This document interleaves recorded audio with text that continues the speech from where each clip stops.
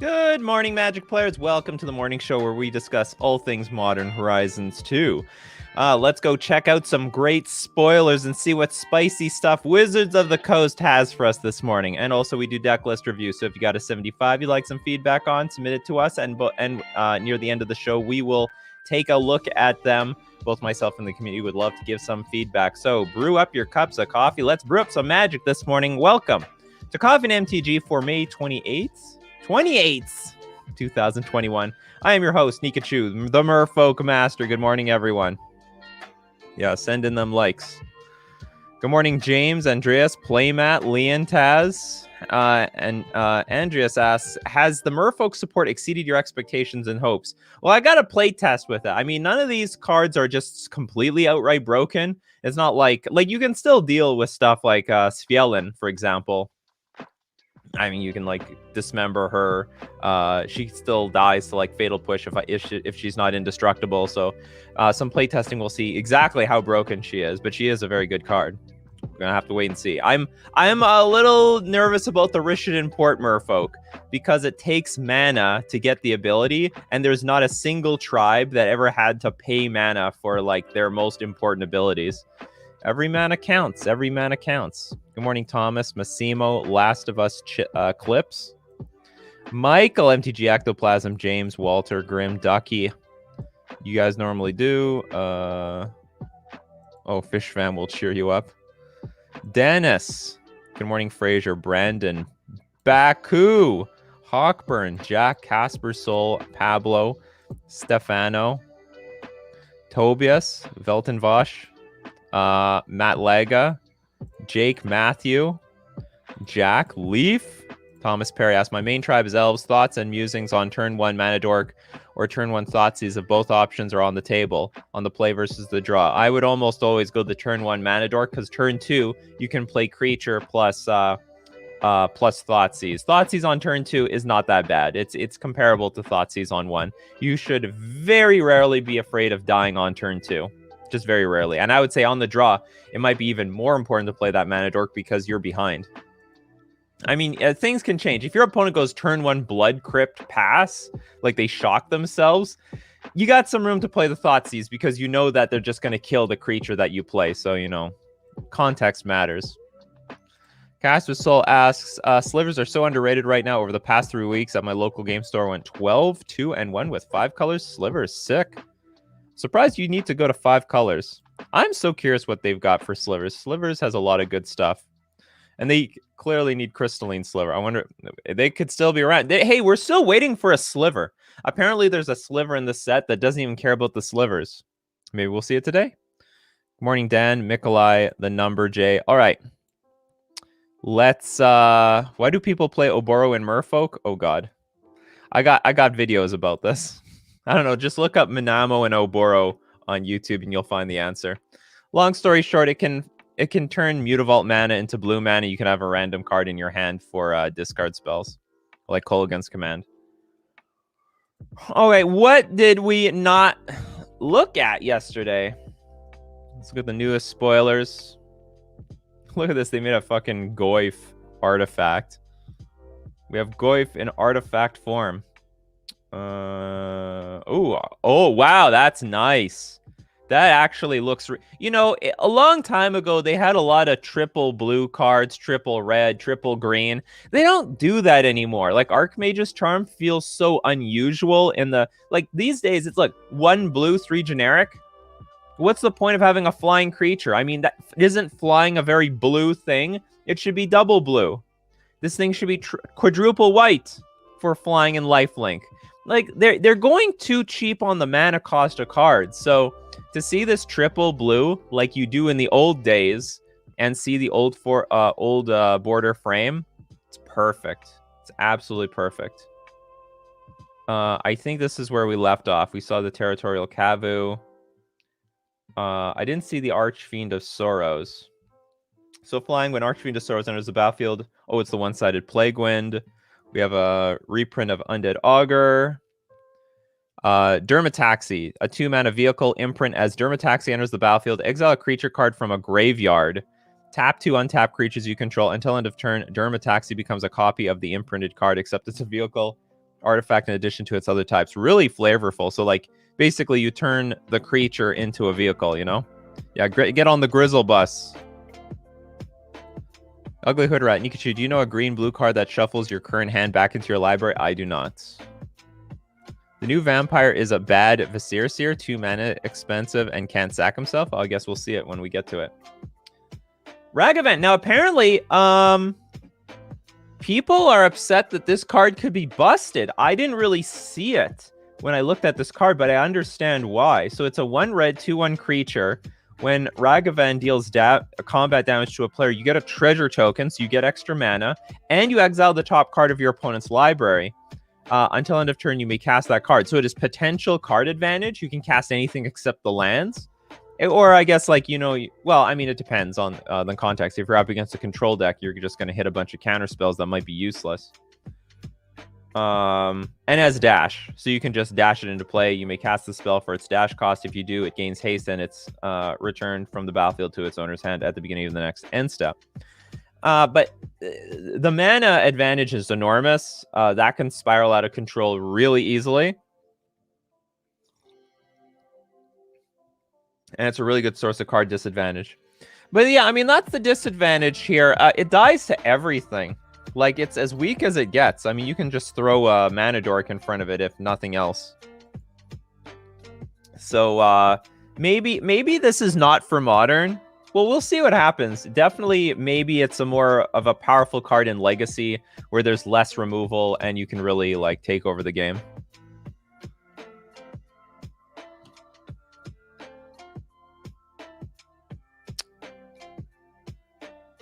Ragavan looks to be for Eternal formats. Well, we are an Eternal format, basically. Well, we're a non-rotating format. Feels Eternal enough in Modern. Okay, so I don't know, we'll keep our eye on Ragavan. Let's see how this card plays out. Hey, make no mistake. Getting an extra land every turn, like an extra Lotus Petal every turn for dealing damage to your opponent, that's pretty strong. I would say that's pretty strong. Mathematic predicts that Ragavan could get banned in Legacy. Could be a Legacy bannable card. Gonna have to wait and see. Maybe a Ragavan 8-whack deck with Mox Amber. Maybe. Whatever is gonna break Mox Amber is also gonna get banned with it. Urban Daggertooth, 4-mana, 4/3 dinosaur, vigilance, enrage. When it deals damage, proliferate. Nothing really exciting. King of the Pride reprint. Oops. Didn't mean to click on anything. Aramoeba, 4-mana, 2/4 flyer. Discard a card. Switch the power and toughness until end of turn. Just draft card.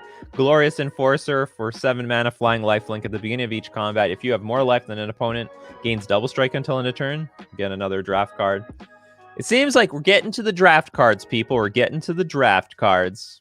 The longer the days go, the closer we get to all the commons and uncommons that we'll never see play in Modern. Sanctuary Raptor, 2/1 flyer. When it attacks, if you control 3 or more tokens, it gets +2/+0 and gains first strike until end of turn. Again, a draft card. Bray's Apprentice, a 2/3 creature. Enters the battlefield, create a 1/1 colorless Thopter artifact creature token with flying. Tap, sacrifice an artifact. You can either exile a top card of your library. Until end of turn, you may play that card. Or target creature gets +2/+0 until end of turn. It's probably good in Commander. Probably doesn't make the cut in Modern. What is this? Prophetic Titan. So now we're getting Titans in the guilds. We get Guild Titans now. Can you make an infinite combo with the Ballista out of the Dino? If you can, it would be one of the crappier infinite combos. Whenever Urban Daggertooth is dealt damage, proliferate, choose any number. Well, you can do infinite damage, but it's like you're just doing infinite damage to... Well, no, it's not infinite because you kill the Dino, right? So you shoot the Dino. So your plan is shoot the Dino, proliferate, but then you shoot the Dino again, you proliferate. Then you shoot the Dino for a third time, and then you're... you killed your Dino! Oh no! What happened, Dino? What happened? Oh, poor Dino. What went wrong? What went wrong? What went wrong as 4/3 creature? I thought we made an infinite combo. Oh, the poor dino. We killed the damn thing. Put hardened scales on the field. But then we're still killing the dino. Oh, and put a counter on the dino. We're really working hard to kill this to keep this dino alive. There's a combo here, damn it. There's a combo. We're gonna make it work. We just need hardened scales. We need to, I don't know, Ravager some counters on this urban dagger tooth, and it's online. I mean, I guess in theory, hardened scales could play this card. I mean, they've got all the pieces, right? They have everything. They have the modular creatures that they can put some random counters on this thing. They've got Walking Ballista. They have hardened scales. They already have an infinite combo that seems to work pretty well. Well, I don't know if it's infinite, but I mean, it's actually... Hold on, do they have an infinite combo? I remember that Hardened Scales has a great matchup against Heliod Company, but I can't remember why. Oh yeah, it's because of Inkmoth Nexus. It's because of Inkmoth Nexus. So they can beat Infinite Life. But anyway, this would be a real infinite combo. Anyway, it was a funny thing to bring up. Our poor dino. On the tombstone, you can put I thought it was infinite combo. Anyway, moving on. So anyway, what's going on with our giant here? Prophetic Titan. 6 mana for a giant, a blue-red for generic for a giant wizard. This is a wizard! This guy looks so familiar from like another card. Delirium. When Prophetic Titan enters the battlefield, choose one. If there's 4 or more card types in your graveyard, choose both. You could deal 4 damage to any target. Or you can look at the top 4 cards of your library, put one of them into your hand, and the rest on the bottom of your library in a random order. The card's not that bad, even at 6 mana. You know, it's not that bad. It's not that bad. But like at 6 mana, you probably want to do some other stuff. If it had flash, maybe we'd be talking, but it doesn't. Scuttletide. Blue and 1 enchantment. 1 discard a card, create a 0/3 blue crab token.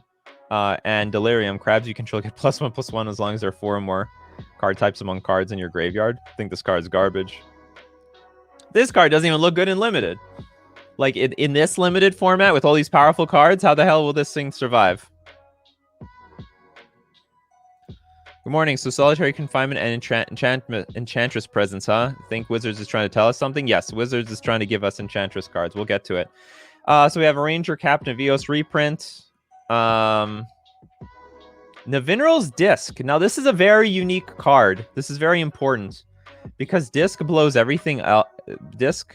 Do I have an English copy here? I do. Navineral's Disc blows everything up except one important card type, people. Can you guess what the card type is? What does it not blow up outside of lands? For 4 mana, you get a artifact that enters the battlefield tapped. You can pay 1, tap, destroy all artifacts, creatures, and enchantments, but not the planeswalkers. That's right. You don't blow up the planeswalkers. You guys are smart. Now that's important because control decks could now be based around this card where they play. It's like a Super Friends deck, so they play more of these cards and they play planeswalkers, and they can just blow everything up on the battlefield and save their planeswalkers. So this can see play in Modern. This definitely has the potential. I mean, it probably is going to be a really good Karn Wishboard card. Like, worst case scenario, like, let's say the board is clogged and you're like, I have no way of winning the game exactly right now.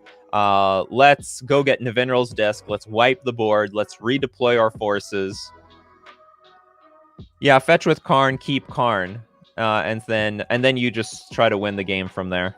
And when you blow everything up, you haven't soaked a lot of mana into it. So you pay 1, destroy everything. You still have a lot of mana available to wipe other things out. Could it replace O-Stone and Tron? Probably not. But it's interesting to... actually, do you know what? It could. Because this is only 5... No, it comes into play tap, though. Okay, so I'm going to say no. I was going to say yes because, like, Oblivion Stone costs 8 mana, and they're like... They don't have the mana when they get to Tron, but this enters the battlefield tapped, and they need to use it immediately. I mean, maybe they could use it. Like, they could use it if they want, but it's not strictly better than Oblivion Stone.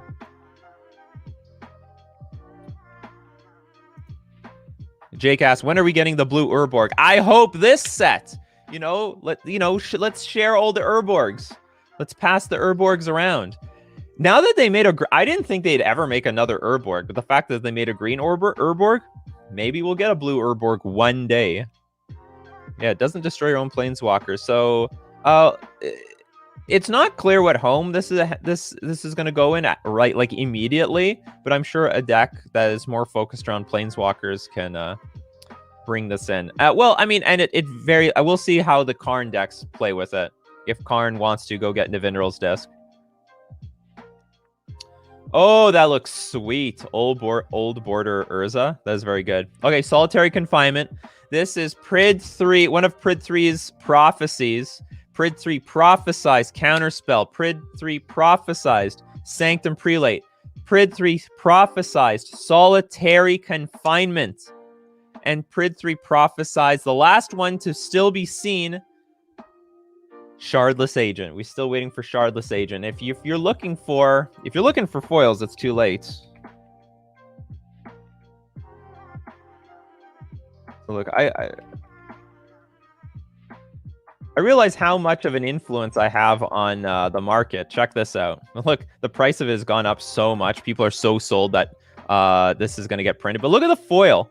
Foil skyrocketed on March. About March 28th, 29th. And that's when my video on Modern Horizon leaks came out. So I made the video that prophesized... I mean, I didn't prophesize this. I was just reporting on it. That Shardless Agent was coming into the format. And boom! You ate that stuff. You ate that up. People believed. No one reported on this. Or maybe I'm wrong. Maybe other people simultaneously reported. But my video came out right then and there. I think it was March 25th. Anyway. Getting back to Solitary Confinement. Yeah, I'm Rudy 2.0. Or I'm mini Rudy.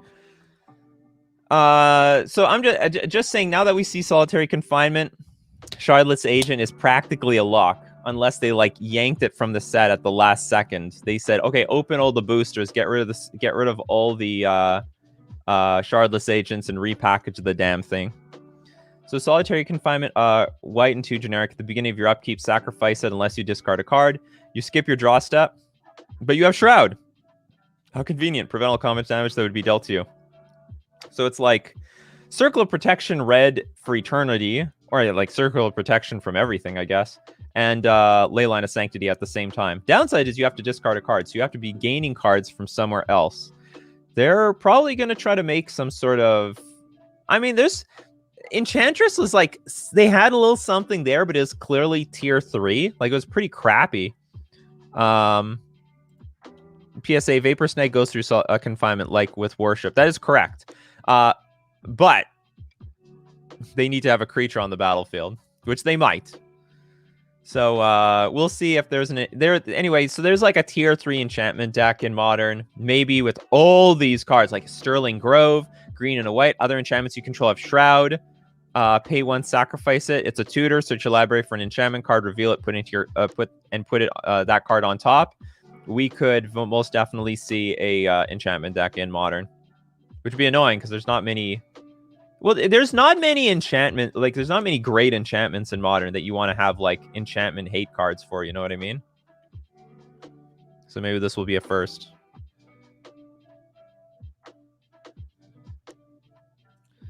Usually I'm against buying boxes, but holy fuck, this set is sexy as fuck. There are so many cards to talk about. Like, it's just too many. I can't even report on all this stuff. It's so many cards.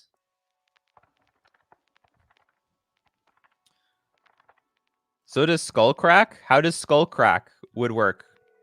Because you have Shroud. You would never be the target of spells or abilities. Like, you can Skullcrack yourself, but how are you going to deal the last points? Oh, so you Skullcrack yourself and you attack. Okay, that's fine. Yeah, that'll work. So you Skullcrack yourself, you attack with the Goblin Guide. GG. Nice Solitary Confinement there, bud. Huh? You thought you were trying to pull a fast one there? Skullcrack does everything. What a Swiss on Skullcrack any player. I'm pretty sure Skullcrack's any player.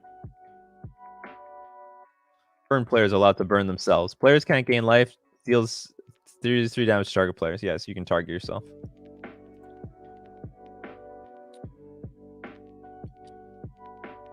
Okay, so Enchantress Presence, Source to Plowshares 2.0. We talked about. Oh, did we talk about it? Maybe we didn't. We'll get to it. Oh yeah, here's a solid. We did not talk about it. Okay, so Enchantress Presence. Whenever you cast an enchantment spell, draw a card. This is ridiculously strong. So I mean, if you let the enchantment deck on tap, they could like go off basically. Esper Sentinel for a single white. Whenever an opponent casts their first non-creature spell each turn, draw a card unless that player pays X, where X is Esper Sentinel's power. This is a pretty neat card, but it's it doesn't force damage. It's sort of a dirtly card. I think this is going to be more of a commander card than a modern card, because you could just opt not to play non-creature spells, or you can play it and then pay the X. So I don't think it's impactful enough, in my opinion. When it comes to like cards like this, you want to deal power, or you want it to actually stop your opponent from doing anything. They could just choose to play the spell that they want because they know if you draw a card, it doesn't mean anything. So I don't really like cards like this, even though, hey, it's a 1 white 1/1. It's like pretty good. I honestly don't think it's even going to make the Humans sideboard. Humans is more of a prison deck and an aggro deck wrapped in one, and this doesn't do either of those things. Maybe Death and Taxes has so many good cards in their deck. I don't know if this helps them, but maybe we'll see what happens. Yeah, it's good against control, but here's a good point. D-Tie Gaming says it's good against control, but the problem is, like, do you need help against control? And I think the answer is no. Most of these creature-based decks do pretty well against control already. I think like Humans, for example, they're fine again. Like they got Vile, they got Cavernous Souls, they've got some good beefy stuff. I don't think they need any help. Anyway, okay, so here's the card of the hour: Solitude, 5 mana, 3/2, flash, lifelink. When it enters the battlefield, exile up to one other target creature. That creature's controller gains life equal to its power. Exile a white card from your hand. This card will see play. This card is very good. So you have the ability. It's like, it's like how you could now tap out with a Planeswalker because you can deal with the creature on the battlefield. Like, you can even play a more tap out game with blue-white control. So this card is actually really, really good. Being able to exile creatures at instant speed. I think the flash was unnecessary, but whatever. So it is, yeah, it's Force to Plowshares. That's perfect. So Force to Plowshares, not to mention, it's a random useful creature even in a control deck. Like late in the game, rip a 3/2 like lifelink creature. Not bad. Not bad. Like, of course they want a lifelink creature. If only my Force of Negation could randomly be a creature, I would love that. Force of Negation is so fucking dead in the late game. Or I wouldn't say dead in the late game, but it can be really awkward sometimes. Yeah, the subtlety is garbage. I never defended that card for a second. It is absolute trash because it doesn't deal with cards on the battlefield. But this is superior. It's way better. So it's really, really good. And then all these evoke spells, this is fine. Well, a lot of the evoke spells I don't think are that great. This one is a very good one, though. This one has flash. It deals with creatures on the battlefield. I don't know why it has to have flash. But now, control deck can play like, say, Teferi Time Reveler now.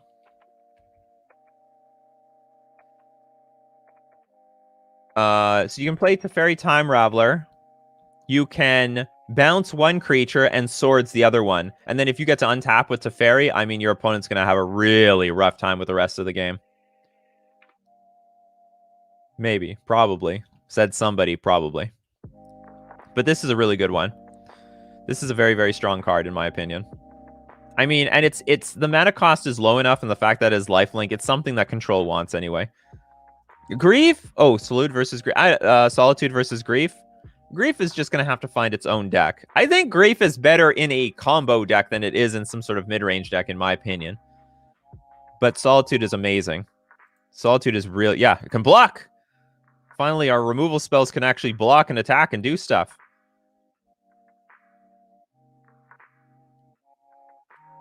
I know, what's his name? Laplacian's not going to be happy to hear that. Control got more good cards. Has Flash because Evoke is sorcery speed? Yes. Well, Evoke is just the alternate way of casting a spell, and spells in general are creatures in general are cast at sorcery speed.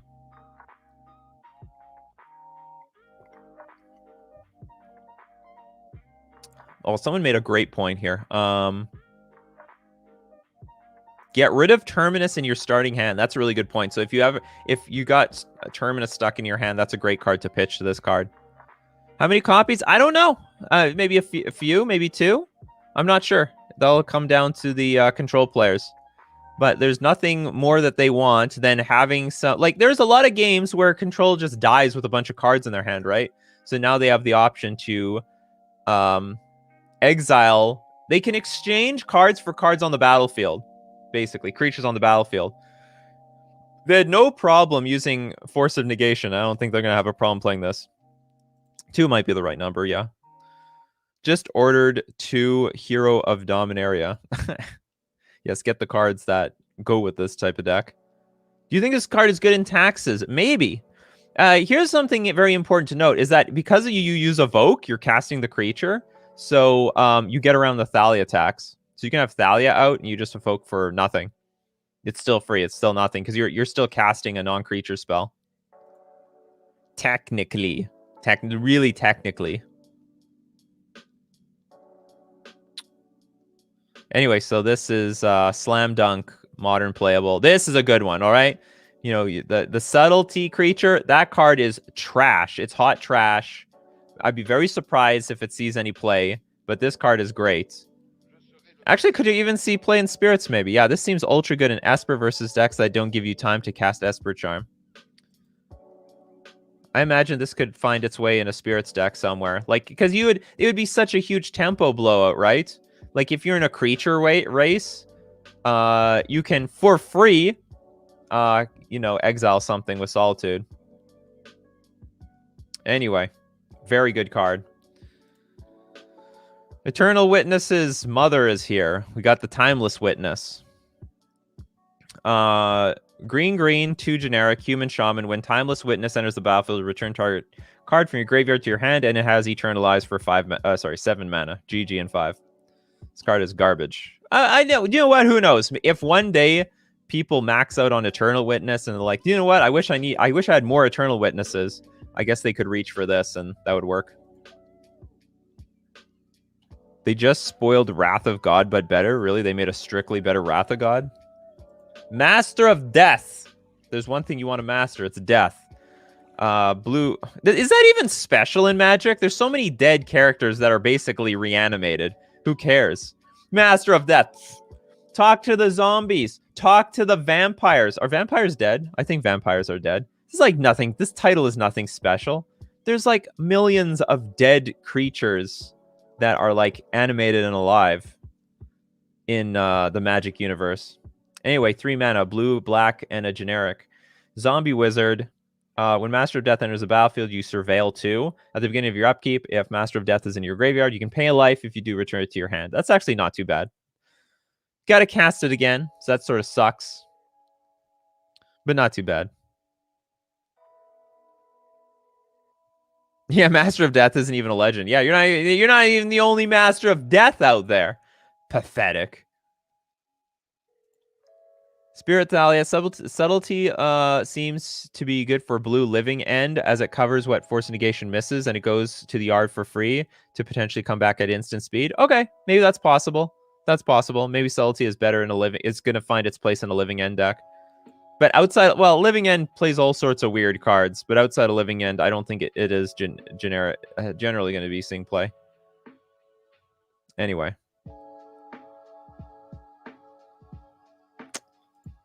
Master. Some master this is. Don't be showing off your skills in front of the zombie horde. Let me tell you that. Sanctum Weaver, green, 1 generic, 0/2 creature. Add X mana of any one color, where X is the number of enchantments you control. Okay.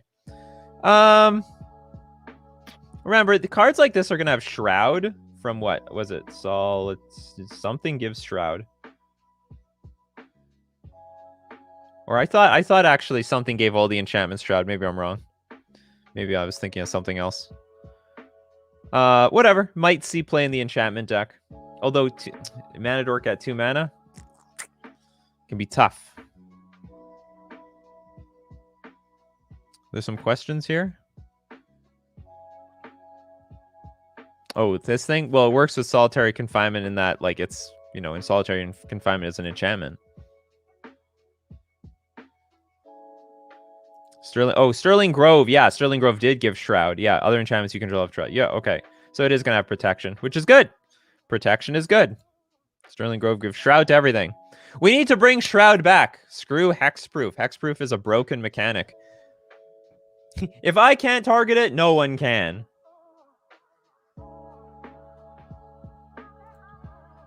Green Mythic Incarnation was just spoiled. We're going to get to it. We got to do it in order, people. Oh, yeah. Fuck. We got Vindicate in the format now. I don't know how I feel about this card existing.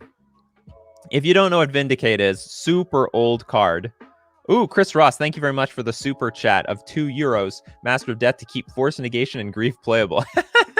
That's right. You keep... No, but you exile it. It goes to the graveyard. You can't... I mean, I guess you could let it die, let it go, you know, bring it back to your hand to feed the Force Negation and Grief later. I guess that's possible.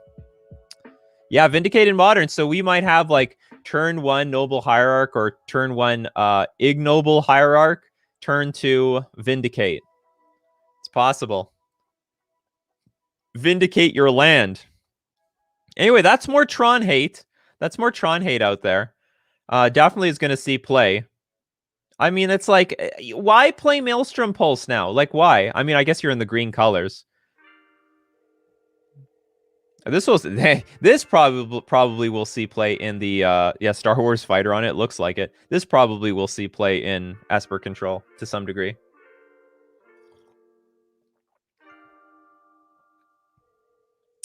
Destroys any permanent, but most importantly, it destroys the damn land. Only good Tron is dead Tron. Only good Tron is a dead Tron. Yes. They're competing, but why not have both? It might bring back 4-color Jund, especially with the Ignoble Hierarch. I could totally see 4-color Jund coming back. Yeah, Niftalite got a new toy. That's true. So anyway, coming to a rock, some sort of Tarmogoyf deck near you. But it's very, very. It's I'm sort of understating how good this card is. Like, if you play your second land drop and pass, I mean, they'll just blow up your land and you might be lost from there. It really sucks to get your lands vindicated. And Modern is a slow enough format where Vindicate will be meaningful. Pulse gets all copies of the card blow up, so it's good against multiple ley lines in certain cases. Empty the Warrens and Chitterstorm come to mind as the reason to play Pulse over it. But the thing is, Pulse, usually, like 90% of the time, your Pulse is just destroying one creature or one thing. Whereas Vindicate, it will create some non-games by blowing up the land. And of course, it is going to be very, very important against... it's going to be very important against Tron. Why 4-color Jund would not 4-color Abzan? Because Jund came first. I actually don't know the full history of Abzan versus Jund. Lazotep Minister. We have a 2-mana blue-black zombie wizard. Okay, so this is... Let's see if this is exciting, because Zombies wants a few more cards at 2 mana. So, and they can splash blue, too. They got some good stuff in blue. Whenever you discard a card, you can pay 1. If you do, amass 2. That actually sucks. I don't like that. I don't like when you have to pay mana, because that's just difficult for every tribal deck to do. You don't have... Yeah, Bloodbraid Elf into Vindicate will be just a fucking awful... It would be terrible.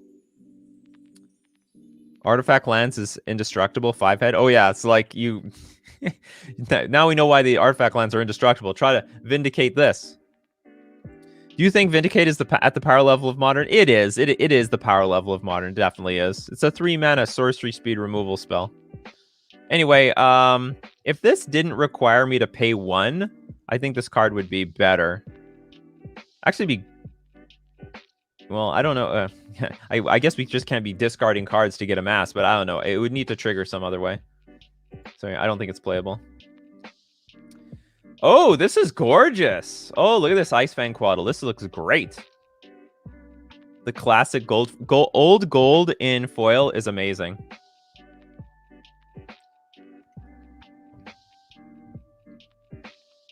Yeah, mass 1, no pay. That's what I want. How upset are you that Source of Plowshares is crunched out? I'm very upset. I'm not very upset. I mean, like, I don't really see them bringing cards like Swords to Plowshares into Modern, because that would really rip the identity away from Legacy. And it would appear that with this Modern Horizons, they're trying to preserve the identity of Modern. They are trying. They didn't actually just reprint, like, Price of Progress and a bunch of the old cards. Chattering Auger at 2 mana, 1/1, can't block, enters the battlefield, you draw a card, and you lose 1 life. Return Chattering Auger from your graveyard to your hand. This card is unplayable. Braid's Cabal Minion is now Modern playable. Why? I don't know. It's probably pretty pointless. At the beginning of each player... Well, I guess it's a 4 mana, like... Yeah, fuck, what am I saying? Braids is crap. Moving on. Braids, you are not worthy of this format. I don't even know why they reprinted you. Just to say that you're Modern playable. I guess someone will build a Braids deck, you know? Some will do it. Even for Pox, I think. Well, maybe. Maybe Pox needs more cards like that. Bad smokestack, basically. Okay, Cauldron complete. Oh god. I remember. Is it bigger here? If I go back? I don't know how I feel about this card. Okay, we have a 7 mana living weapon. So it's going to come into play with a 0/0 germ. It's indestructible. It's got equipped creature, gets +5/+5, has first strike, has trample, is indestructible, it has haste, and whenever this creature deals combat damage to a creature, exile that creature. Are you fucking nuts? Are you fucking crazy? This is terrible. This is so bad. This is such a bad idea. It has Quip 7. So the deal is this. If you kill the Stoneforge Mystic, this card is like basically dead in their hand for the rest of the game. But if you don't kill this Stoneforge Mystic, you lose. You just lose. You can't do anything about this. I guess you can still dismember it. That's the only saving grace. You can dismember. You can exile it. First strike, trample, indestructible, and haste. So you can still dismember, but like you can't burn it or anything like that. And blocking it is fucking impossible. Look like Stoneforge Mystic will go bye-bye again. Or they might just ban this card. Like, there's nothing wrong with Stoneforge Mystic. It would be such a waste to ban Stoneforge Mystic over this damn card. Yeah, we can bounce it, actually. Just bounce the germ. But it's gonna smack... It has haste. So it smacks you on, like, turn 3 for 5.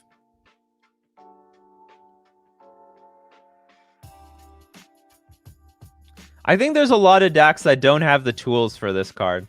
I don't know. Maybe I'm going crazy. Whenever this creature deals combat damage to a creature, exile that creature. So basically, you can't block it. Or if it survives a block, it doesn't matter. It's such a weird thing to have at the end. If you try to block this with a wall, F that wall. The wall's gonna die.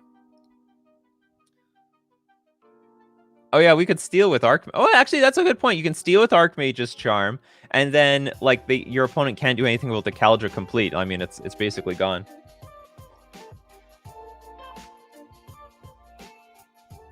It looks like the community has found a way to combat this card. The token is indestructible, but you can bounce the damn thing.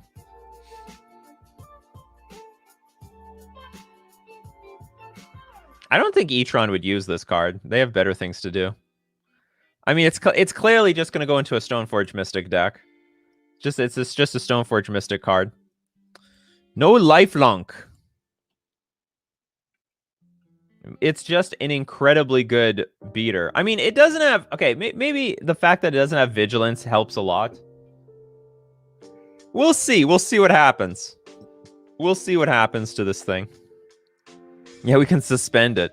They've printed the answers, people. They already printed the answers. They printed the answers before this thing before this thing went to print.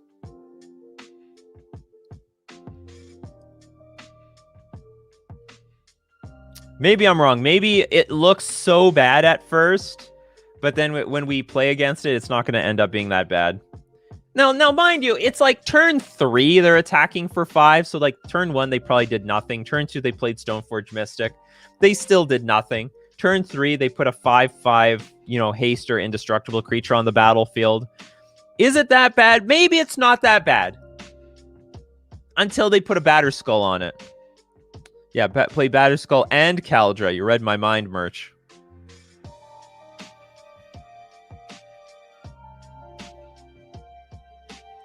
Hammer Time has the human that lets you equip for free. Oh god, that will be a disaster.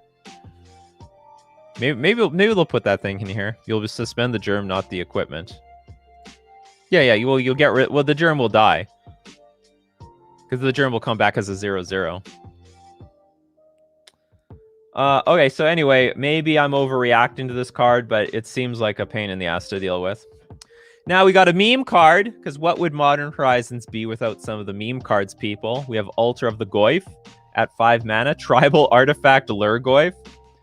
Whenever a creature you control attacks alone, it gets +X/+X until it should be +X+X+1.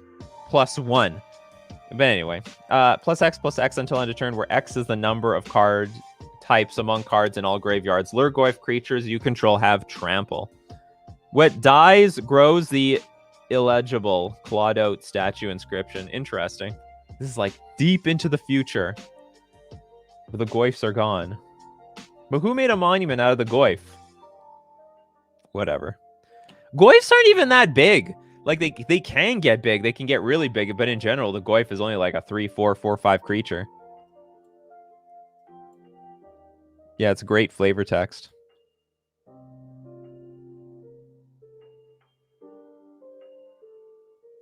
Tribal Artifact. That actually checks off a lot of things. Yeah, you put the tribal card in the graveyard. You get the artifact card in the graveyard. It's good for a Goyf deck if you can get it there. All right, we got a new Planeswalker. Gaeadrone, Dihada. Grixis colors, red, black, blue, and a generic. Protection from permanents with corruption counters on them. We have a +1. Each opponent loses 2 life and you gain 2 life. Put a corruption counter on up to 1 other target creature or planeswalker. Oh yeah, loyalty starts at 4. -3 is gain control of target creature or planeswalker until end of turn. Untap it and put a corruption counter on it. It gains haste until end of turn. Gain control of each, and it has a -7. Gain control of each permanent with a corruption counter on it. I think this card's garbage. Put a corruption counter on up to 1 other target creature or planeswalker. I guess it's a permanent. Okay, it's like that Gideon that says you can't deal damage to me next turn, but it becomes permanent. So you just slowly. Maybe it's better than I think. It's effectively removal, right? But it's only removal. It's only like, I guess it only gives protection to the planeswalker. I guess the point is you're not really going anywhere with this. But the life loss and the life gain, it is good. It's convenient. Gain control of a planeswalker. Oh yeah, you can. Yeah, that helps. But there's not that many planeswalkers in the game. Yeah, it's Grix, but it's permanent. You know, Grixis getting into the trials, but it's you permanently deal with the card. But it doesn't. Only the planeswalker has protection from corruption counters. You don't. Yeah, life gain is huge for Grixis because Grixis is not very good at gaining life. Not very good at gaining life. Maybe a Grixis deck. Anyway, I'm a little underwhelmed because I don't like where this card goes. Like, it's not doing much. Gain control of each permanent with a corruption counter on it. I guess when you get to the -7, that's pretty good. We're going to see how this card plays out. I don't think it's bulk garbage. I don't think it's bulk garbage. Because I think if there's only one permanent on the battlefield and you play a Gaia Drone and then you tick it up, you gain some life, you drain your opponent. And also now that creature can't attack the Planeswalker anymore. So, and then next turn, every single time they put a creature on the battlefield, like you have to put multiple creatures on the battlefield in order to deal with this damn thing. So I guess you go to face. And you got to go to face fast because once you go to -7, they're going to take all your stuff. So I think this is playable. I think this is modern playable, especially at 4 mana. I think this card is playable. We're gonna see how it works out. It's not, the -3 sucks. It's garbage. I don't like that one. But outside of that, I think the other two abilities are fine. I think Gaia Drone is really good. She lives many turns and manipulates the board. Yes, she does. She loves to manipulate. Well, why not have both? Have both Jace and Gaia Drone. The problem with like having multiple of the same Planeswalker in a control deck is that when you draw multiples, they're garbage. See, but you want to. That's why like you only see 1 to 2 Teferi, Hero of Dominaria, 1 to 2 like Jace the Mind Sculptor and Blue Eye control lists. Like you want multiple good Planeswalkers in multiple colors. So there's definitely room for both. And especially in Grixis, they don't have much. I think they just have Jace the Mind Sculptor. So, Grixis is looking for a good Planeswalker. They're in the... I don't know if I've seen... We're really behind on the spoilers. Anyway, Gaia Drone. So I think this is playable in Modern. Okay, let's refresh the page, see if there's any new stuff. Definitely new stuff. Where's the Gaia Drone? So we got Endurance. Double green and a generic for 3/4 Flash Reach Elemental Incarnation.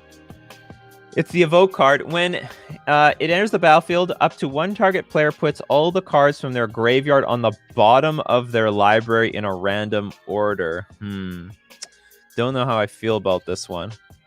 I mean, obviously good card. It's like a neat sort of graveyard hate card, I guess. But like, it doesn't exactly deal with dredge. They would just like redredge. I think they would just redredge all their stuff.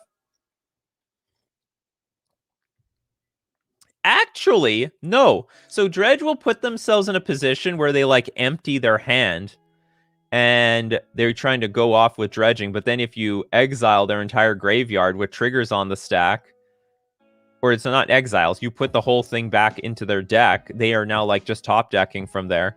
So that will actually be pretty good. Yeah, so oh look, that's actually a pretty good point. It's anti-mill as well. So you actually hit both those decks at the same time. Well, are we a little too early to have anti-mill cards in the format? Did they prophesize 1.5 years ago? Oh, mill is going to get buffed. We need to deal with mill. It's going to be OP. I think it's a little unnecessary. There's already like good anti-mill cards as it is. Yeah, it's a surprise Tormod's Crypt.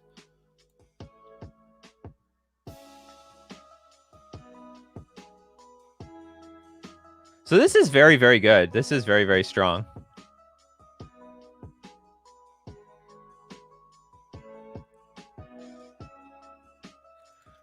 Cody says, Endurance is the ultimate sideboard card for Titan decks against Dredge, and it's still a 3/4 with Flash. You know what? Look at this. It's a 3/4. Yeah, it's a 3/4 creature for 3 mana with Flash. Like, what? That is fucked. I could just innocently attack with, like, I don't know how to put it. I think that should have been a way more expensive card. This is actually pretty broken. Why is green so big for so little mana? It should be triple green for this. This is dumb. Triple green! The good card should be heavier on the mana cost. You could just attack innocently. And this thing just flashes it onto the battlefield and blocks you. Power creep is right. It's a super power creep. And still has the evoke. You could very easily just get to 3 mana and play this thing and tell your opponent their graveyard sucks. I would probably play this in Merfolk. I would play this in Simic Merfolk. I'd play Endurance. Probably. I could pretty reliably get this thing in play. So this is, I think, this is an instant staple. Yeah, you can Coco into it too. That's possible.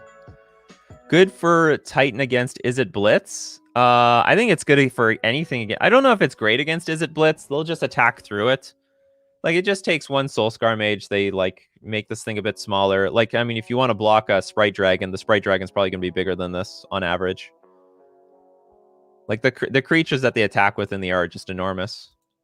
Remind me of what the Merfolk God had. Merfolk God had, you could draw a card if you attack. It gives all your other Merfolk Ward 1, which means they have to pay 1 mana if they want to target it with a spell or ability, or it gets countered. And if you have two or more Merfolk on the battlefield, it got indestructible. Endurance plus Master of Waves. Oh yeah, it's an elemental, so it can get big. Cybird versus Inverter? I don't think that would work.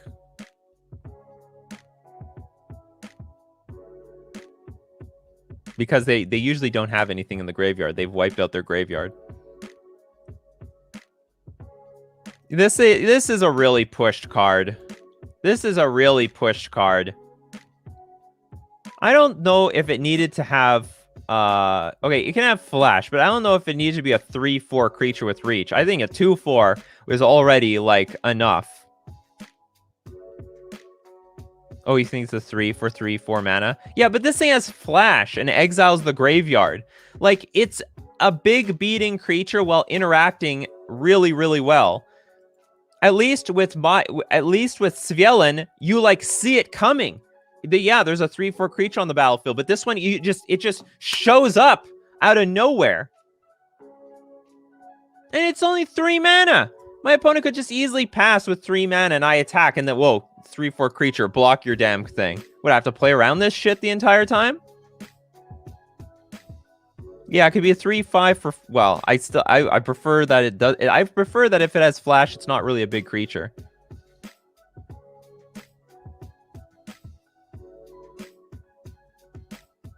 These elementals are going to be just a beating. They're really going to be a beating.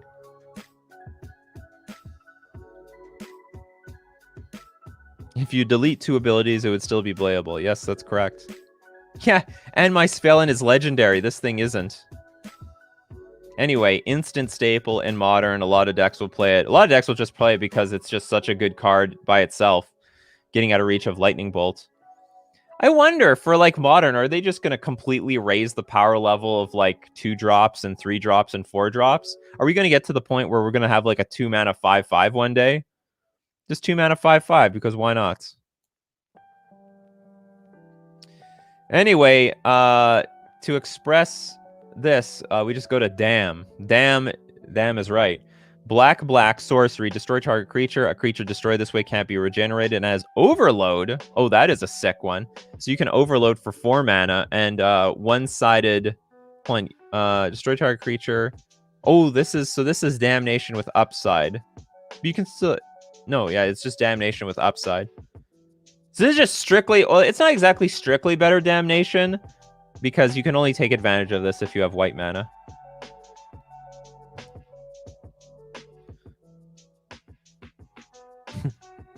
Oh, I get it. Damn. And then the full version is Damnation.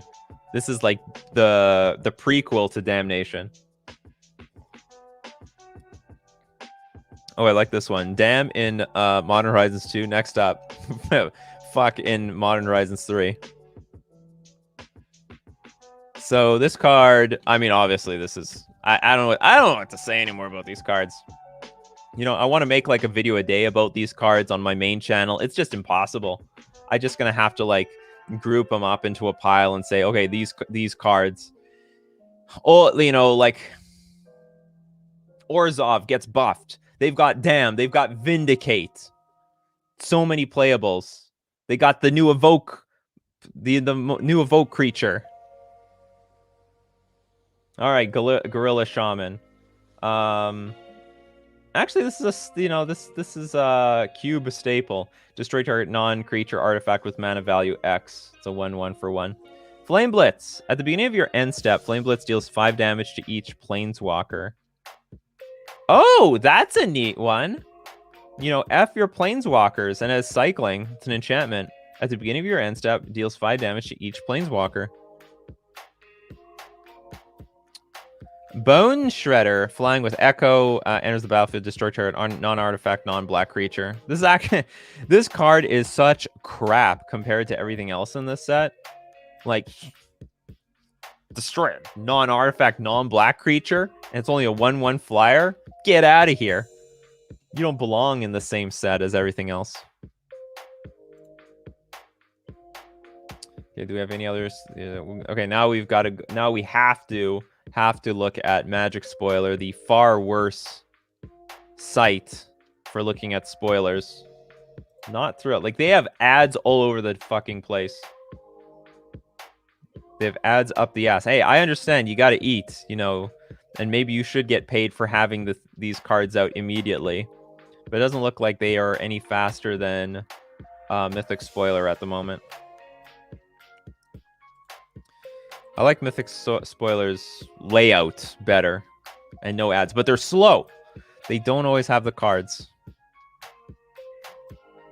Ad blocker, well, you know, as a YouTuber, I don't believe in the ad block because you don't support. I mean, this is the freest way you just support this site. It's just leaving this thing on. You know, it's easy enough, you know. I just don't like it when they go overboard. They've got, like, you know, they have an ad up here, they got an ad down here, then they have a pop-up ad that comes up. I mean, look, come on, fuck off a little bit here. Even I know when I'm putting too many ads in my videos. You know, I try to find the right balance that doesn't piss everyone off. So anyway, that's how I feel about it. Nikachu, are you forgetting there's already a 2-mana 5/5? I am. Are you talking about the that in new equipment?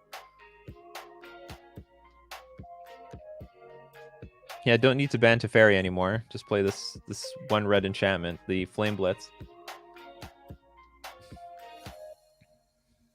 It's to each planeswalker, though, so it hits your own planeswalkers. I don't know who wants this exactly. Like, it's a strong card. It's a strong effect, but...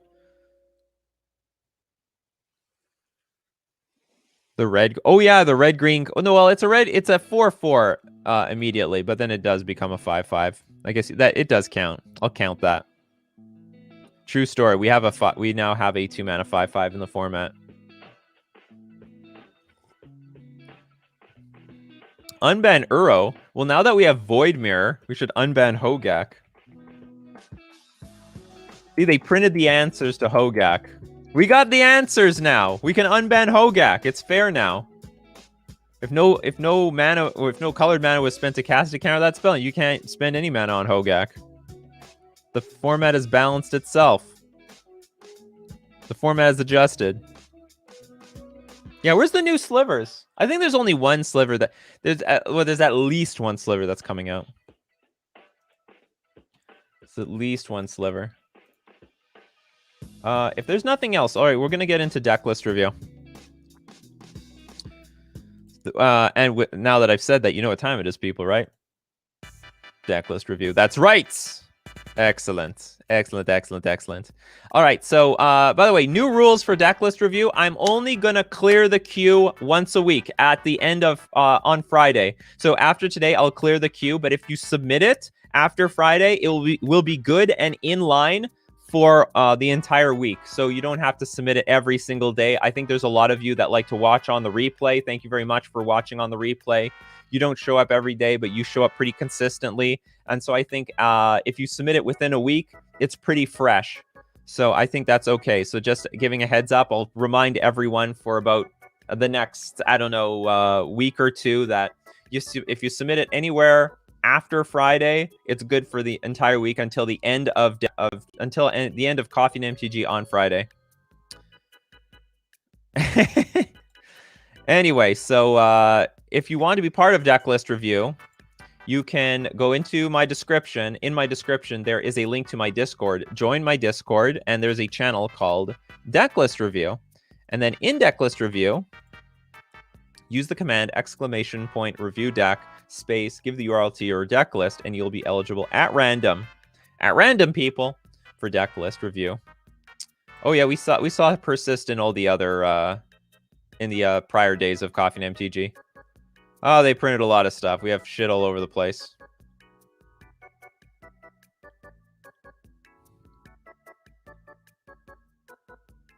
So as people submit their deck lists, you know we had you know this is a sponsored channel. You know the big time YouTubers, we're all sponsored. We got the sponsors. That's how we get around here. FusionGamingOnline.com, favorite local game store. Buy all my Magic stuff from here. The deal of the week this week, save 20% off select sealed product. That's insane. Have you ever wanted 20% off of a box of Magic cards, especially the old stuff? Well, now you can at FusionGamingOnline.com. This is only going to be available to people within Canada, I believe. Like if I click this promotion, it's probably going to say like, yeah, cannot be sold internationally. So you got to be in Canada for this. Yeah, what can I say? That's the only thing I can say about it. But it's a great deal. And if you know what, let's say you said, no, that's not a good enough deal. I need a little bit better. Well, I can do you better. 5% off. Use coupon code Nikachu at checkout. That would be good for all your purchases.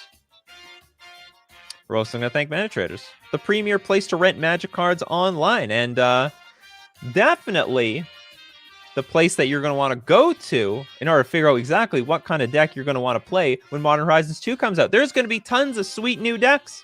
You can't buy them all at once, so don't buy them. Rent them one at a time with Mana Traders. You can support the channel using my Mana Traders link in the description below, or save 15% off your first 2 months using my coupon code Nikachu.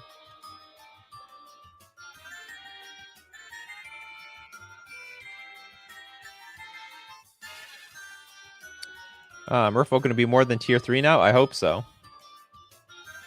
I think I'm close to the bottom of the tier 2 list. Going to get back up there. Oh, I'm waiting for the... I can't wait till I get sponsored by Raid Shadow Legends. I heard they pay really well.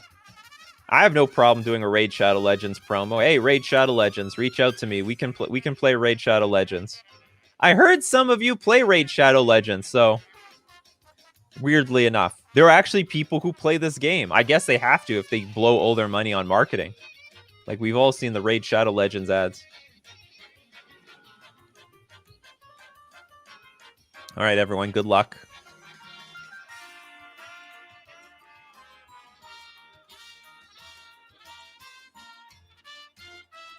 Good luck for Decklist review. We've got 42 people. That's nice. A lot of people love Decklist review. All right, we've got Young Mung. Congratulations, Young Mung. You're the next contestant on Decklist review. And on a site I've never seen before. cardsrealm.com.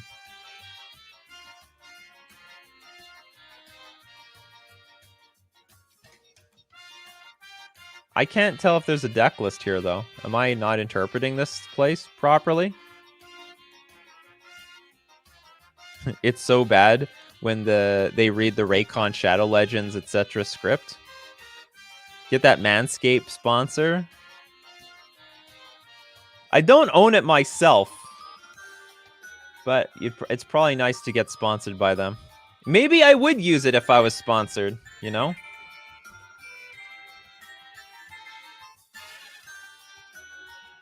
Professor leans into it really awkwardly, like obviously awkwardly.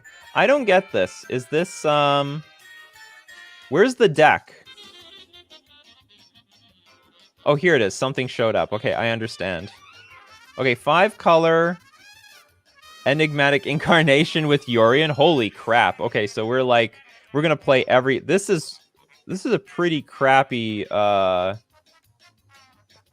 the deck, but this website, Cards Realm, not the greatest. At least we can see the card. Hold on, let me see if I can zoom in. Let's zoom in so we can see some of these damn cards. But like when I look at a card, it just covers all the other cards.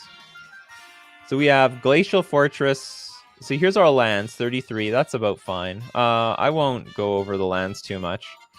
But it's like one-ofs of everything. Why? We have like a one of Destiny Spinner, one of Luris, one of Clothis, one of Deputy of Detention, Archon, Knight of Odd. Is this a it's not a commander deck.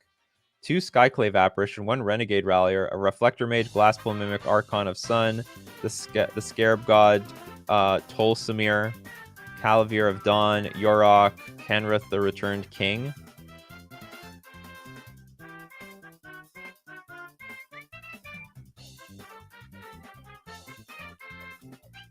What's that balding sponsor? Some sort of thing. I do take like a hair medication, but I don't like. I have no idea who the hell the company is. Nikachu is fighting a war against baldness because let me tell you, my all my all my family in all directions, they are absolutely bald, and I'm like, no, we're not doing this. We got to do something. We have to take a stand. It actually is Pioneer. It is Pioneer. Good call, Matthew. So, okay, but why are we playing one-ofs of everything?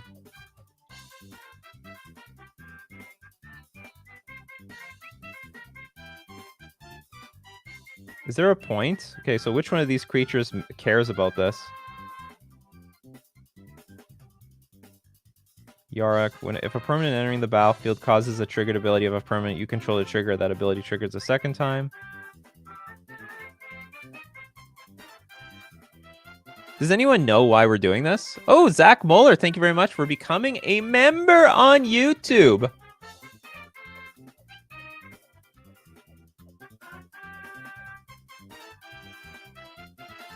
Is there a pod?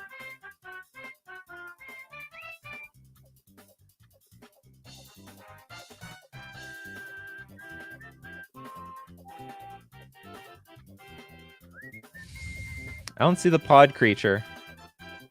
Oh, and there's an enchantment in here. I didn't look at the enchantments. Trial of Ambition, Nihilist Presence, Fires. At the beginning of your end step, if you may sacrifice another enchantment. If you do, search your library for a creature card with a converted cost equal to +1. Oh, I see. So this is the point. We see the point here. Enigmatic Incarnation is the point of this deck. Okay.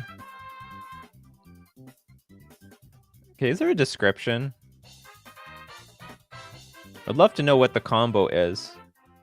I mean, it looks pretty... It looks like a very clean list. I just couldn't understand what the hell the point of the one-ofs were. So, Chain to the Rocks. Do we have enough mountains for this? 3, 4, 7, 9, 10. You do not have enough mountains in your deck for Chain to the Rocks. You should either you have to up your mountain count by a lot, like by a lot. Having 10 mountains in your deck, I think, is very low for a what is this? An 80 card deck. So you should have, like, I don't know what the number is, to be honest. Maybe 2 or 3 more mountains at the very least. Or like this thing is like, it's just going to be a very bad removal, very poor, very unreliable removal spell. Yeah, it's like a toolbox pod-ish deck. So my first, I'm not going to judge any of these creatures because I'm sure they all work pretty well together. I can't give like better advice. I don't know what all the combos are that could exist between the one-ofs. I get the sense like maybe you should have more creatures in this deck because you don't have a lot of creatures. Because what do you have to do? You have to sacrifice at the beginning of your end step. You may sacrifice another enchantment. So the idea is you sack your enchantments and then you look for creatures that are 1 plus the enchantment's converted mana cost.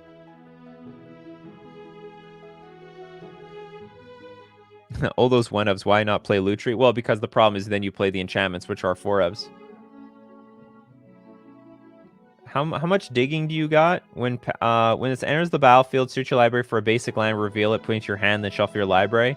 Okay, maybe I'm wrong about like your mana sources with Chain to the Rocks, because between Path to the World Tree and Omen of the Sea, I think between these 7 cards, you probably are going to get the lands necessary in order to get Chain to the Rocks online. You just won't have it online on turn 1 very often, but you can treat it like a turn 3 card. Nihilist Presence, enters the battlefield, draw a card. Enchanted land is every basic land type in addition to its other types. should you, if this whole deck is based around this card, shouldn't we have other ways of finding it? What are ways we can find this enigmatic incarnation? One thing in my mind might be Bring to Light, but I don't like Bring to Light into this seems like a pretty weak interaction. But maybe I'm wrong. Yeah, you could Bring to Light into this. That'd be fine.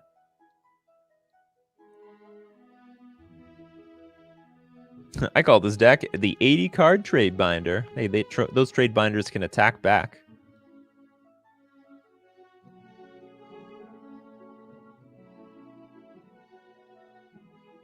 Idyllic Tutor? Yeah, but Idyllic Tutor is like really... I think it's clunky. You spend the... Because it doesn't put into play, right?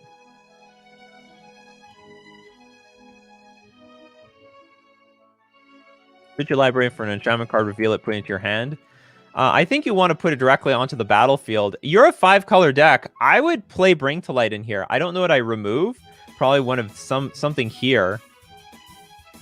Where's Binding of the Old Gods? I can't read it. All right. We'll do this the old-fashioned way.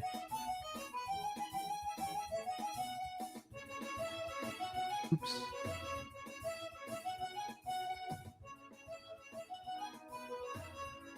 Each player puts the top 3 cards of their library into their graveyard. Exile up to 2 target cards from the graveyard. For each creature exiled this way, gain life. Return target creature or land card from your graveyard to your hand. This card is terrible.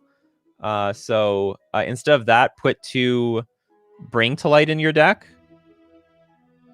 Sterling Grove. But this is Pioneer. We're playing Pioneer right now. It will not be Pioneer legal.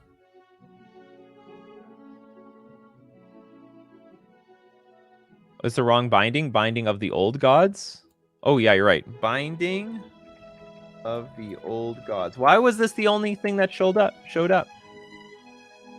Oh, this is... Oh, so hold on. This I think they put the wrong name in or something. This card doesn't exist.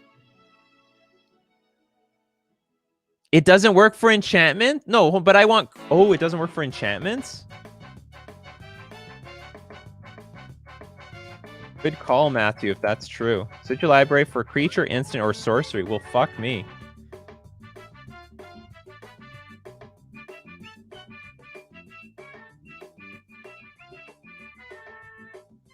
Oh, Binding the Old Gods. Binding...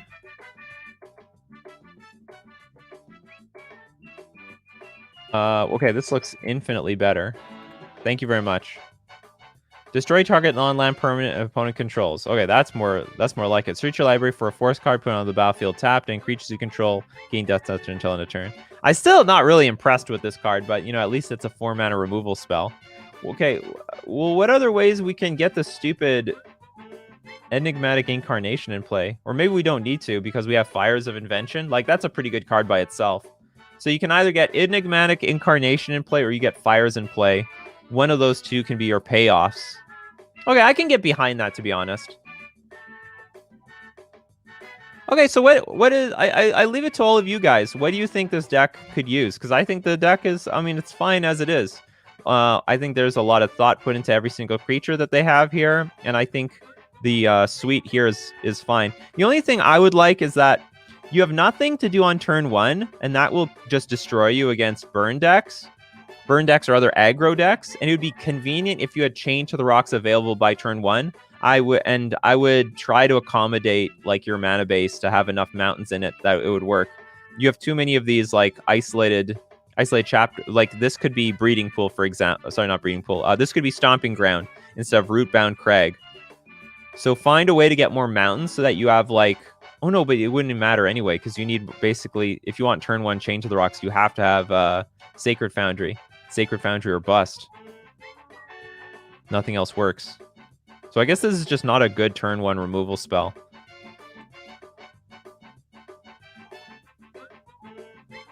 Yeah, I mean, that might just be the weakness of the deck, and you just have to deal with it.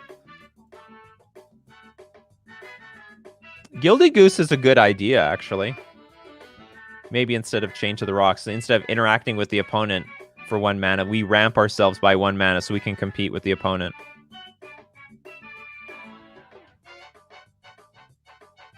Well, it's a toolbox deck with enigmatic incarnation. You sack an enchantment and you dig for the card that you want. It's like a pod deck, basically. This deck really wants Oath of Kaya.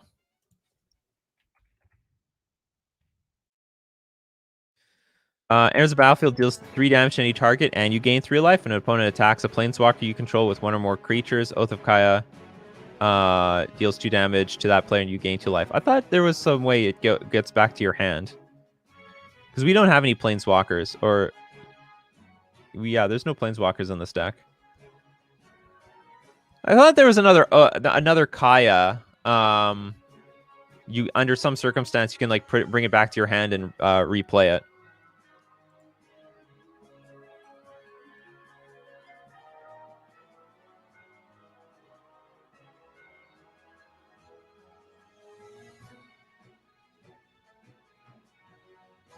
Yeah, food can be used to gain health as well.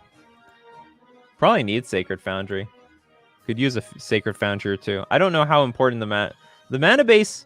Well, here when you look at the deck, it's not really a red deck. I mean, it's got like this 1 Clothis, a 1 Fires, and like the chain. Maybe the Change Rock should just be something else. This is just really awkward. Oh, you used to bounce Oath with Teferi and stuff? You can sack it to Incarnation and that's enough. Oh, gotcha.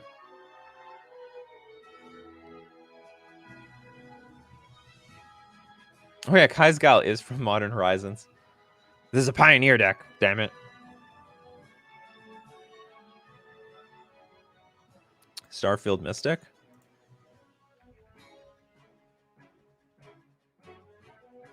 How spells you cast cost 1 less to cast. Whenever an enchantment you control is put into graveyard from the battlefield, put a +1/+1 counter on Starfield Mystic. Maybe that's possible. It badly wants Charming Prince, but why? It's just sort of blank. It's sort of like Scries. Like it's an okay card. What would you remove? Omen of the Sea? Is it better? It might be better than Omen of the Sea. But Omen of the Sea, you do need a certain number of enchantments to make Enigmatic Incarnation work. Oh, you blink with the companion? But this isn't... I don't know if this is really a blink deck. It just happens to play Yorion. I mean, there are cards in here that, you know, enters the battlefield. It's great.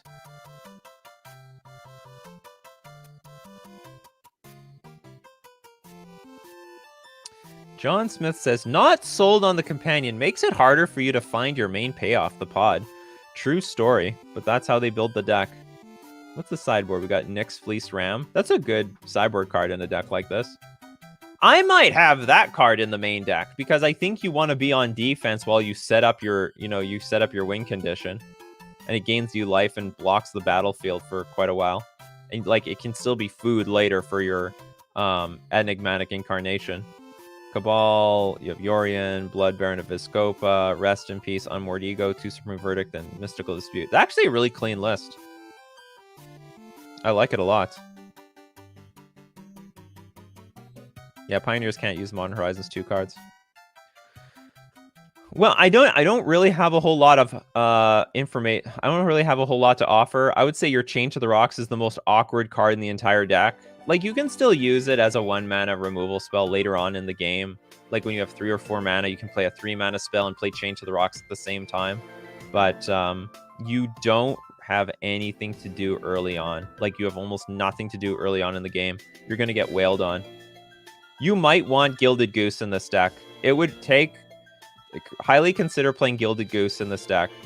Just so that you can go turn 1 Goose into turn 2, like, any of your 3 drops. And you have a lot of 3 drops in this deck. It's a pretty high mana, like the mana cost goes pretty high. You're welcome, Zild. See you later. Anyway, so thank you very much for submitting the list. I'm gonna move on. I could look at that list all day. It's one of those decks.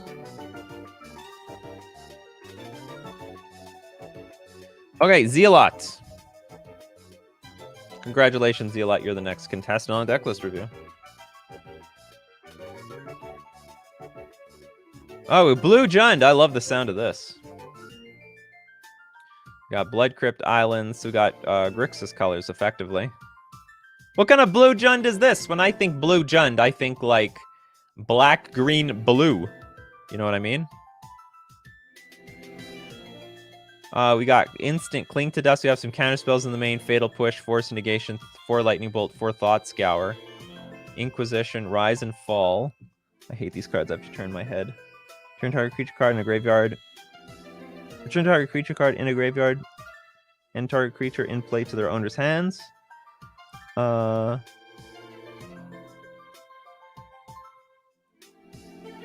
actually pretty good. I never thought about that card. It's like 2 mana. It's card advantage and tempo. Fall. Target player reveals 2 cards at random from their hand, then discards each non-land card revealed this way. That's not too bad either. I mean, when they're like low on cards, you just basically hit like the most important cards in their hand. It's cheap. It's not that expensive to pull off. See the truth. Look at the top 3 cards of your library. Put one of them into your hand. The rest on the bottom of your library in any order. If this spell was cast anywhere other than your hand, put each of those cards in your hand instead. So it depends on Snapcaster Mage. Jace Vryn's Prodigy, Snapcaster Mage on Thing in the Ice, Cling to Dust, Collective Brutality, Duress, Prismari Command, Shattering Spree, Spell Pierce, Sun Droplet. Me and my buddies play Modern together, and as soon as we saw Counterspell in Modern Horizons 2, we started testing with it. This deck has layers. I'm taking advantage of the upgrades we've gotten since the deck was introduced to the net deck scene around the time of this article. I was working on a version of this before. Oh, it's too big of a story, man. Too big of a story. I can't read it all. I think Baby Jace should be a sideboard card. This card's actually really vulnerable. This is Modern, where like there's a million removal spells, so the odds. How can you submit a deck for Decklist review? There's a link in the description. There's a link to my Discord channel, and you have to submit the list to Decklist review using the command here. You got to submit it. I clear the queue at the end of the week, so I'm going to clear it at the end of this show. So you have to resubmit it afterwards, and then you are picked at random. So instantly, I would like to have the 4th counter spell. Like, I'm not a huge believer in Jace Vryn's Prodigy. I think it's hard to pull off. There's just so much removal in this format. You could have it as a sideboard card, or I just think in lesser numbers. I think See the Truth is sort of okay by itself. That when you randomly get it with Snapcaster Mage, it's fantastic. You would prefer... Oh, yeah, maybe Expressive Iteration is better.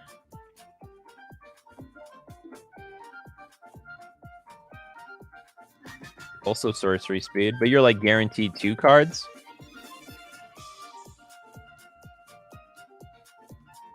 Kroxa?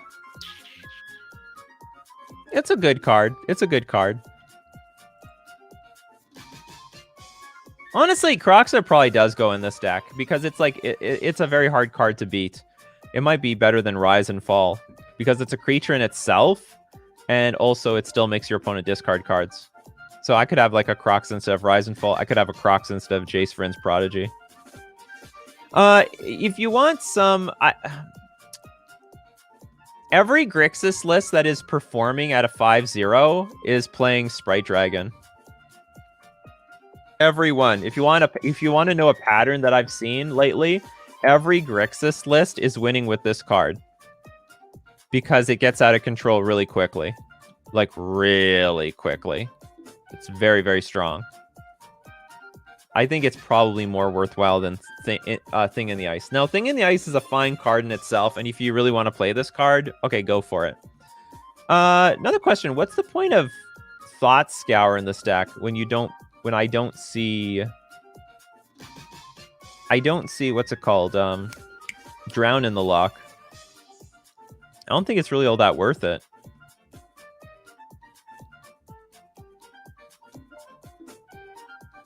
I guess they could they play Companion? Yeah, they could play Lurrus easily. Yeah, so we're missing Lurrus in this deck. You might as well have Lurrus instead of, I don't know, Sun Droplet? Or maybe one of the Spell Pierces? Yeah, Drown in the Lock is strong. Brazen Bar is possible, but I think Lurrus is better. Like bringing back your Sprite Dragon, or your Thing in the Ice, or your Snapcaster Mage is pretty good with it.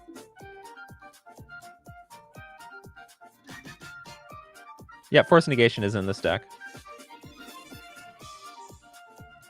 I'm just trying to see. I was working on a version before this article, but to no real results. Modern has been long format focused on having a plan to end the game and executing that plan. Having dirtly value engines have not had a long-term success. Yes, that's why Sprite Dragon now makes this deck work. Because you can just take any Grixis shell. Like, basically, the idea is you play the Sprite Dragon, you attack. And if they don't kill this thing, then it gets out of control very quickly. And you kill your opponent before they have any chance of getting their game online.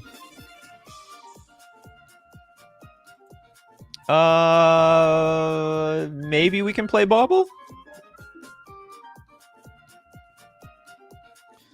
I'm just saying, like, Sprite Dragon, you could choose to play this or not, but this card is showing up in every Grixis list that I see 5-0.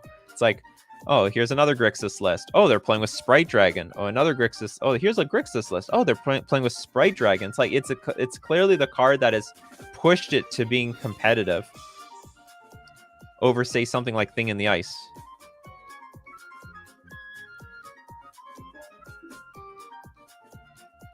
So yeah, we could play Bauble. I'm not sure what we would play instead. Because I think, at the very least, if I understand why they want to play See the Truth. Because they want to get that big payoff with Snapcaster Mage. But to be honest, like, this is like a little bit win more.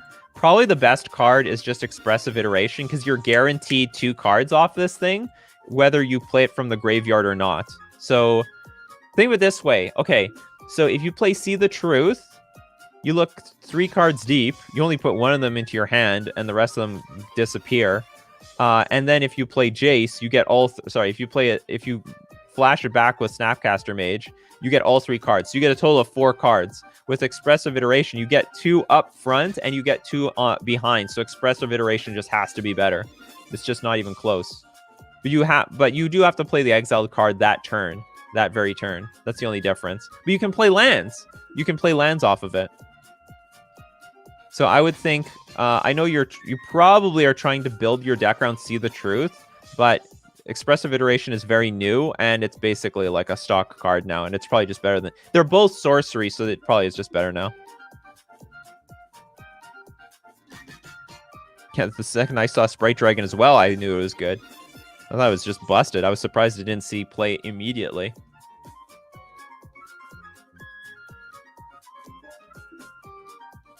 Lil Jace, after transforming, could also get the upside there for See the Truth. Yeah, but like, there's also just upside in getting Expressive Iteration.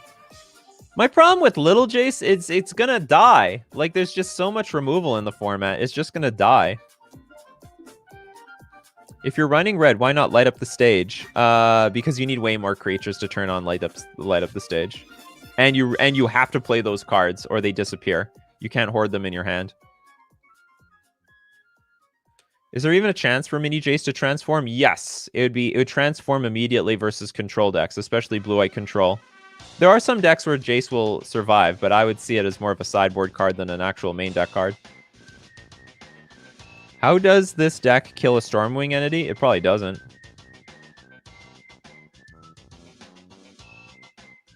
You gotta bolt it a few times.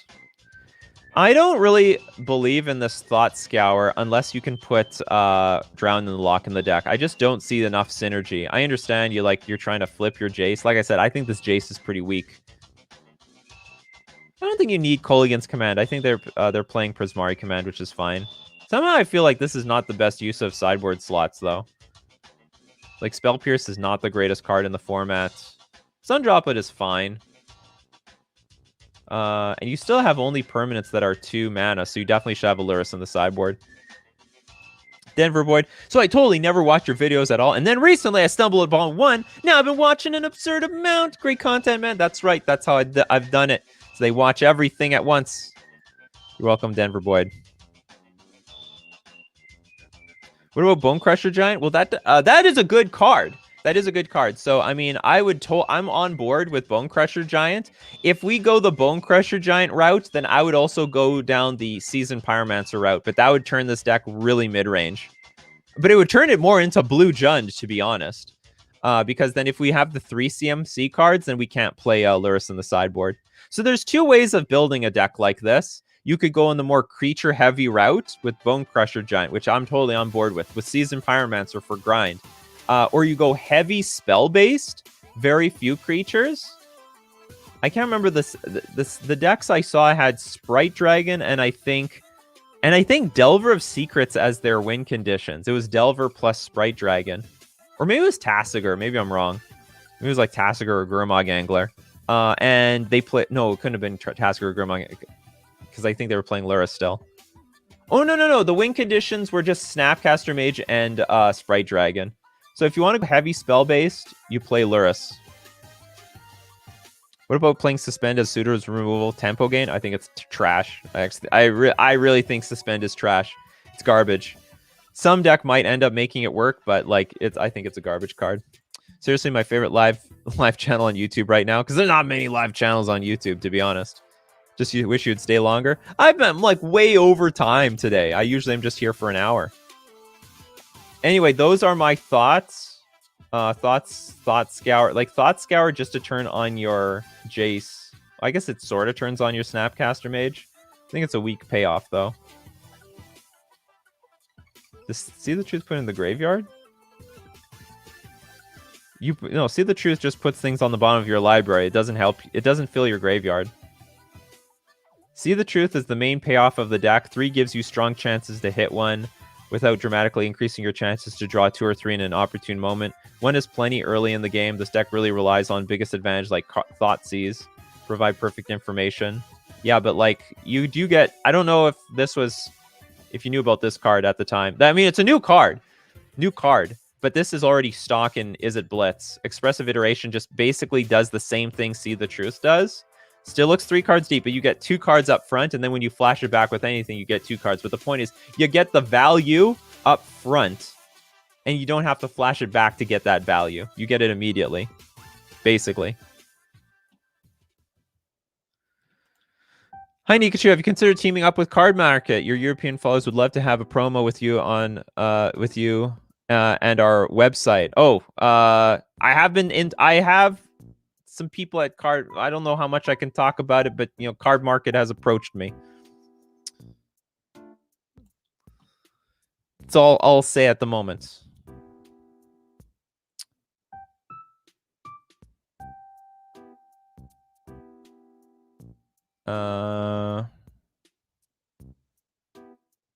Any plans to go to TCG Con in Florida in June? No plans whatsoever. I need to be double vaccinated before I'm allowed to travel anywhere. And the rate that people are getting vaccinated here in Canada, really slow. So I may not be double vaccinated. I may not have my second vaccination until late into the summer.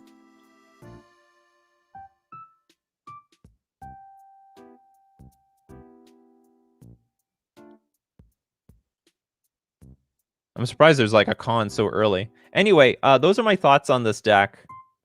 I really believe that. I really think you should just scrap this card unless you want to squeeze and Drown in the Lock. Then you have like a real payoff for this thing. Because otherwise, like Snapcaster Mage, great card, but you can just naturally... You can just naturally like just play cards from your graveyard. I guess the one bonus with Thought Scour is it might flip Thing in the Ice. Like it's a mana efficient way of flipping Thing in the Ice. So there's some good stuff there. Anyway, that's gonna be it for Coffee and MTG today. Thank you very much, everyone, for showing up. If you want to see the replay, if you came in too late, don't worry. We do have replays at Nikachu MTG Streams, my alternate YouTube channel. If I didn't get to any of your questions, deck lists, or comments, hey, we do this Monday to Friday, 9 o'clock a.m. 9 o'clock a.m. Central Standard Time. Usually, it's a Q&A show. For the week so far, it's like Modern Horizons preview show. And if you want to support the channel and you're not already, hey, you can leave a sub at twitch.tv. You can become a patron at patreon.com/NikachuMTG, or you can hit the join button on YouTube. These are all acceptable ways to support the channel. So thank you very much for joining me today. I really appreciate it, because without all of you, I mean, the show sucks. And we're getting big numbers. Oh, man, we're getting really big numbers. We're getting to 700, 900 people watching live. This is amazing. This week has actually been pretty good. People want to see that Modern Horizon stuff come out. They need to see what are the new Modern Horizon cards. What is it going to do to Modern? Am I losing my mind? Am I losing my mind? I can keep you people in check. You guys keep me in check. So keep brewing up that coffee, and we'll keep brewing up magic. See you guys next time.